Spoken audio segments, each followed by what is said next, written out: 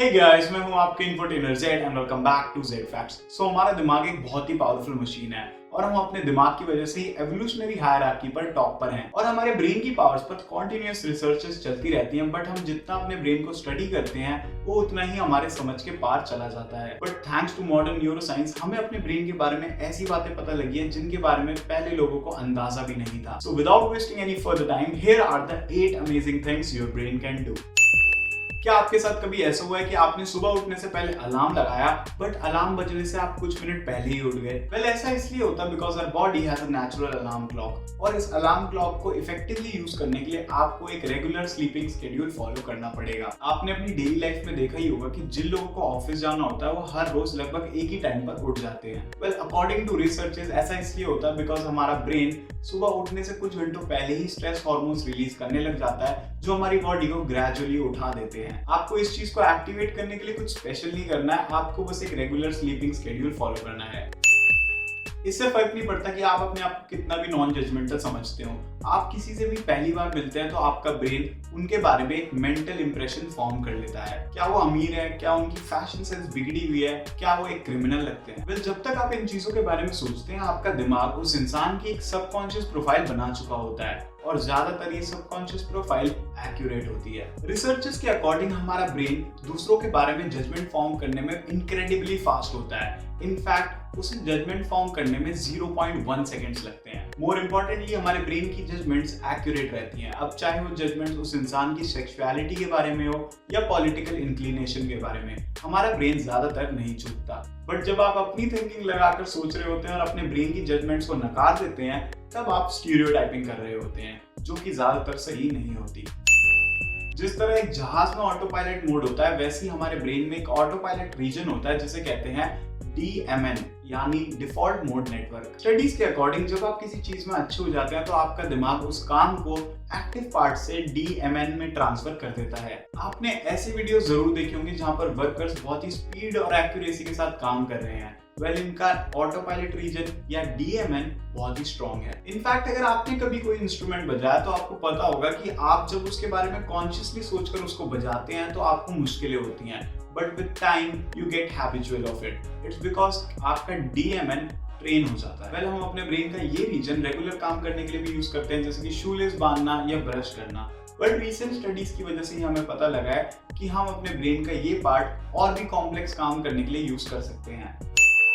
हमारा ब्रेन और हमारी आईज का इंटरेक्शन काफी इंटरेस्टिंग टॉपिक है और बहुत सारे न्यूरो साइंटिस्ट इसी टॉपिक पर रिसर्च कर रहे हैं। वेल, अभी कुछ साल ही हुए हैं जब हमें पता चला है कि ब्रेन फ्यूचर प्रेडिक्ट कर सकता है। एक स्टडी के अकॉर्डिंग हमारी आंखों और हमारे ब्रेन के बीच में इंफॉर्मेशन डिले होता है और इस इंफॉर्मेशन डिले की वजह से हमारा ब्रेन खुद की प्रिडिक्शंस बनाने लगता है कि आगे क्या होने वाला है और एज के साथ हमारी एबिलिटी अच्छी होने लगती है। फॉर एग्जाम्पल, किसी बॉल की ट्रेजेक्ट्री जज कर लेना बिना उसके बारे में कॉन्शियसली सोचे। सो इन अ नटशेल, हम कॉन्टिन्यूसली थोड़ा थोड़ा फ्यूचर देख रहे होते हैं एंड सबकॉन्शियसली अपने आप को पोटेंशियली डेंजरस इवेंट से बचा पाते हैं।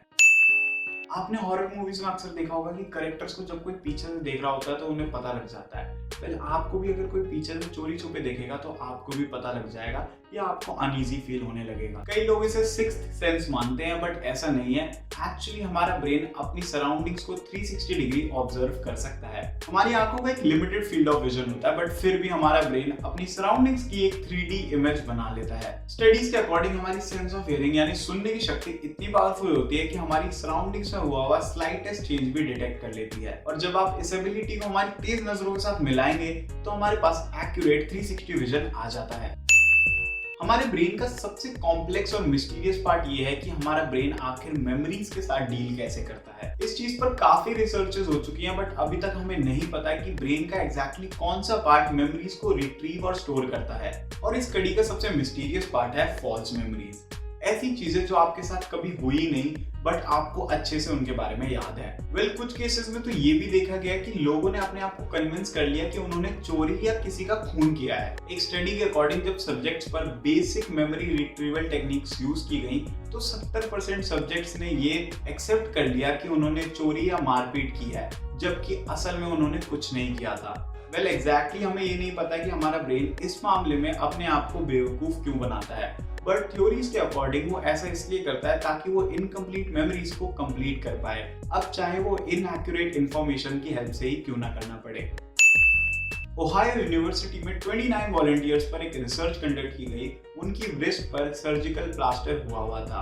उनमें से आधों को ये बोला गया कि उन्हें 11 मिनट डेली अपनी रिस्ट को एक्सरसाइज करते हुए इमेजिन करना है और बाकियों को नॉर्मली रहने बोला गया। एक्सपेरिमेंट के एंड में ये पता लगा कि जिन वॉलंटियर्स को एक्सरसाइज इमेजिन करने बोली थी उनकी मसल्स दुगनी स्ट्रांग हो गई, जबकि दोनों ग्रुप्स ने बिल्कुल भी एक्सरसाइज नहीं की थी। इनफैक्ट इस स्टडी के अलावा ऐसे बहुत से एक्सपेरिमेंट्स परफॉर्म किए गए हैं जो कि प्रूव करते हैं कि आपका माइंड आपकी फिजिकल स्ट्रेंथ बढ़ा सकता है। अब ये मत सोचने लग जाना कि आपकी इस टेक्निक से 6 पैक एब्स आ जाएंगे। अगर आपको किसी चीज में अच्छा होना है तो उसके 2 तरीके हैं। पहला उसे फिजिकली प्रैक्टिस करना और दूसरा उसे मेंटली परफॉर्म करना। और इस मेथड को यूज करके एक आम व्यक्ति ने चेस ग्रैंड मास्टर को हरा दिया था। एनाटली शरांस्की को जासूसी के लिए सोवियत प्रिजन में 9 साल के लिए डाल दिया गया था। इनफैक्ट उन्हें ज्यादातर सॉलिटरी कन्फाइनमेंट में रखा जाता था। अपने आप को पागल होने से बचाने के लिए एनाटली अपने दिमाग में मेंटल चेस खेला करते थे और वो व्हाइट और ब्लैक दोनों साइड से खेलते थे। आपको ये टाइम वेस्ट लग रहा होगा क्योंकि हर पीस की इंफॉर्मेशन रखना, फिर अपनी चालें चलना और उसके बाद जब आप खुद के ही ओपोनेंट हो तो चीजें काफी ज्यादा मुश्किल हो जाती हैं। बट इस चीज की वजह से शरांस्की चेस में इतने अच्छे हो गए कि Garry Kasparov, best chess player of all time, ने जब प्राइम मिनिस्टर ऑफ इजराइल और बाकी कैबिनेट के साथ चेस खेला तो वो सिर्फ एक बंदे से हारे और वो थे एनाटली शरांस्की। सो इस स्टोरी से हमें ये पता लगता है कि हमारे ब्रेन के पास हमारी समझ से ज्यादा पावर है और हमारा ब्रेन सच में एक पावरफुल मशीन है। सो अगर आपको किसी चीज में इंप्रूव होना है तो आपको पता है कि आपको क्या करना है। I hope enjoyed the video. अगर वीडियो पसंद आई तो उसे लाइक कर दे, मुझे कमेंट बॉक्स में बताएं कि आपको और कौन से इंटरेस्टिंग टॉपिक पर वीडियो चाहिए, and subscribe to my channel for more amazing content. And lastly, thank you guys for watching. My name is Jed and I am signing out.